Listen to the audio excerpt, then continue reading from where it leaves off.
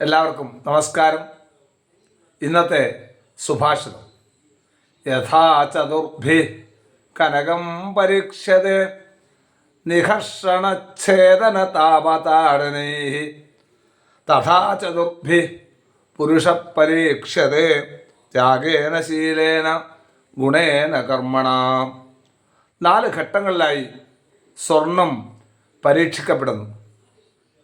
അതിലാദ്യം തന്നെ ഉരച്ചു നോക്കുകയാണ്, പിന്നെ മുറിച്ചു നോക്കും, ചൂടാക്കി നോക്കും, അടിച്ചു പരത്തി നോക്കും. ഇതുപോലെ തന്നെയാണ് ഒരു പുരുഷൻ അല്ലെങ്കിൽ ഒരു മനുഷ്യൻ.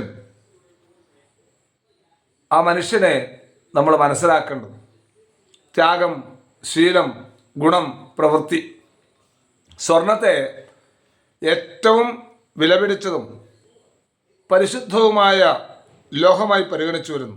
പക്ഷേ കനകം യഥാർത്ഥമാണോ അല്ല കൃത്രിമമാണോ എന്ന് തിരിച്ചറിയാൻ വേണ്ടി അതിനെക്കുറിച്ച് മനസ്സിലാക്കുന്ന വിദഗ്ധർ ചെയ്യുന്ന പണി എന്താ? അത് ഉരച്ചു നോക്കും, മുറിച്ചു നോക്കും, അടിച്ച് പരത്തി നോക്കും, ചൂടാക്കി നോക്കും. ഇതുപോലെ തന്നെയാണ് പുരുഷൻ എന്ന വാക്ക് ഇവിടെ പുല്ലിംഗത്ത് പ്രയോഗിച്ച വാക്കല്ല, ഒരു മനുഷ്യൻ.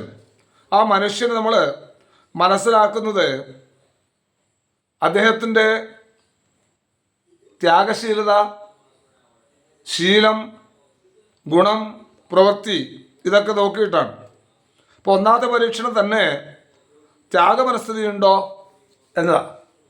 തന്നെ പോലെ ഒരു സുഖം അവരിൽ ലഭിക്കുക എന്നുള്ളതാണ്. ആ ചിന്തയിൽ നിന്ന് വരുന്ന ഒരു പ്രവൃത്തിയാണ് ത്യാഗം എന്ന്. അല്ലാതെ എല്ലാം തിരിച്ച് സന്യാസത്തിന് പോവുക എന്നുള്ളതല്ല. താൻ 2 പിടി അന്നം കഴിക്കുമ്പോൾ അയൽവക്കത്തുകാരൻ 1 പിടി അന്നെങ്കിലും കഴിച്ചോ എന്ന് ചോദിക്കാനുള്ളൊരു മനസ്ഥിതി ഉണ്ടല്ലോ, ആ ഒരു മനോഭാവം അതേറ്റവും വേണ്ടതാണ്. രണ്ടാമതായിട്ട് പറയുന്നത് സൗശീല്യത്തെക്കുറിച്ചാണ്. അപ്പം നല്ല ശീലം ഉണ്ടാകണം. ശീലം സർവത്ര ഭൂഷയേത്.